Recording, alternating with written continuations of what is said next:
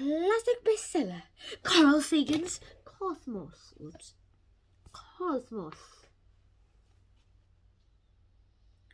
Chapter 4, Heaven and Hell. No, not the curse word, the actual place.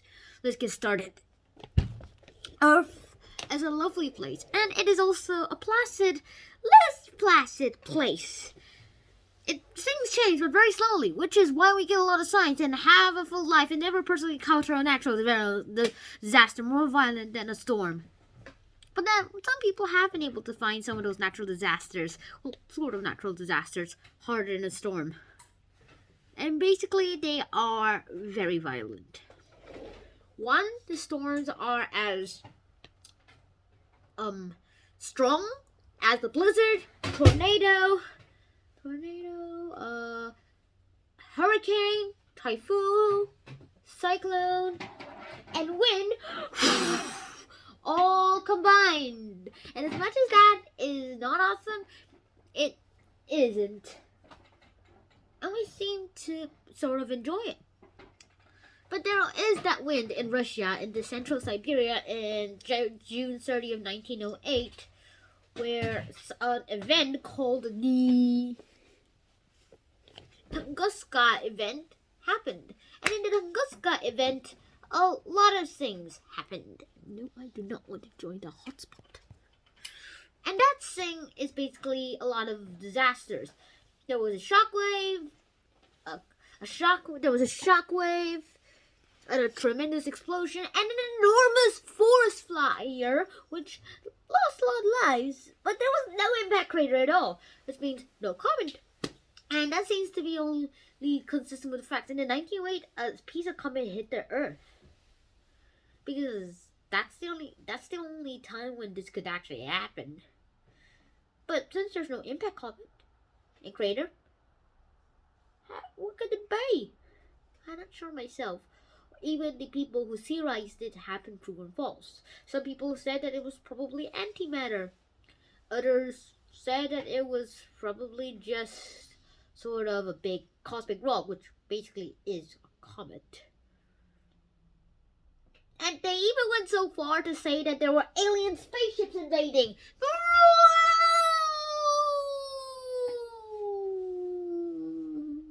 The aliens are attacking.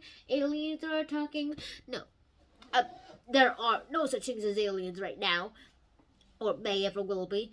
But at least we have few intentions and possibilities of what might actually be happening.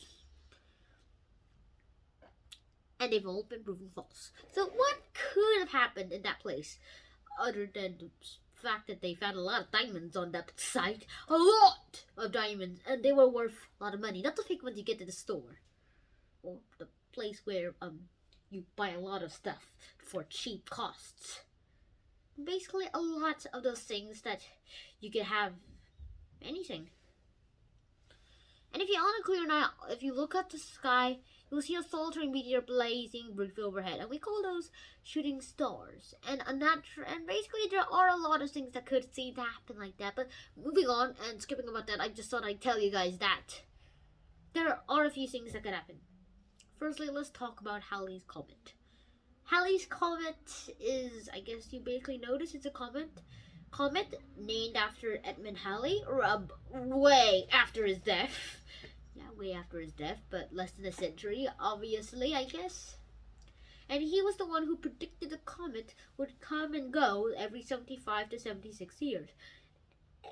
He wasn't able to see any of it because he died less than 70 years old, or I guess just about 70. But that comet did happen in 75 or 75 or 76 years. And every 75 to 76 years since then, there's Halley's Comet. And it's an amazing prediction because he's ancient, sort of. And it happens literally almost every 8 decades. And how did he predict that? He didn't even wait to see the patterns. I mean, he could have confirmed it if he lived for like a century or two. But since he can't live that long, well, yeah. That's exactly what could happen.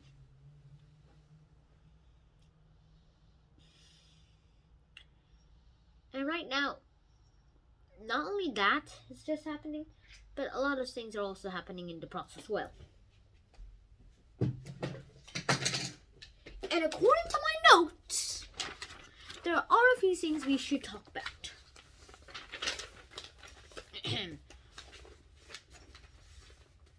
One, that the cosmos is a very good thing, and right now in this chapter we learn a lot about Venus. Venus's clouds are mainly made of sulfuric acid, the same acid that we use to digest our food in our stomachs, and the same acid that could melt our stomachs if we didn't have any mucus on our stomachs. And that is pretty awesome and gross at the same time. People thought that there were water clouds because they had a little prediction. Oh, clouds are made of water! Well, at least mostly of water. And so they thought the Venus clouds had more water on it because it was way thicker than they ever imagined. And water means life. So they thought there was a lot of life on Venus. But then, why can't they fly? There are pterodons who could fly all the way over clouds. It turns out there was no life on Earth. I mean, Venus. And it turns out there were no swamps at all, and the clouds were made of sulfuric acid and methane. Ugh, gross. And now, let's fight Earth versus Mars. Okay, let's have 3 rounds. Earth versus Mars, Earth versus Venus, and Venus versus Mars. Okay, so Earth versus Mars. Well, here Earth is largely superior because it has a rich abundant atmosphere of nitrogen and oxygen, which leads to life. It has a lot of life on it. Well, on Mars, it probably used to have water on it. The only water existing on there is now on the poles. There's almost like a very thin atmosphere, very thin, but it has 2 moons. Well, the Earth only has 1, and that our Earth moon doesn't even have a name. Its name is the Moon. Well, the Mars has Phobos and wait a second. Well, Mars's moon is just like. Okay, complete confession. I only know Phobos. And tell me to comment below what the other name of the moon is, because seriously, I am a very good forgetter. And right now, there are a few things I will point out before I start this one again. One, these comments have been able to fascinate us for centuries, and since then, we thought up a lot of myths about them. And when I was a baby, I thought they were little snots, boogies. Yeah, but other people thought that the comet, especially Halley's comet, were poisonous. I mean, they were poisonous, but they thought that they were over poisonous, so poisonous in fact that they could poison us for our lives. Ah! And it screamed. Yes, literally. They even blamed, I don't believe this, but I had a theory that they blamed a comet on the Pompeii explosion. Okay, turns out there's no comment over the Pompeii explosion, but yeah. And that was just a theory I made when I was very little. And right now, comments have been fascinating us. But until we've known them, we were able to get to find out more about them more fiercely and knowingly.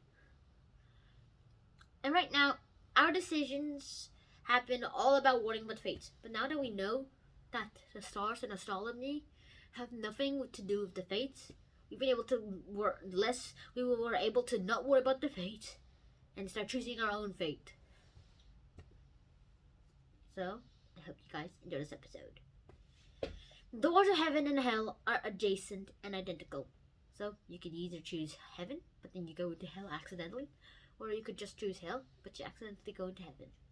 Either way, I'm guessing that choosing heaven would be the best. So I hope you guys enjoyed this episode. If you did enjoy this episode, please like, share, subscribe to the channel if you haven't already.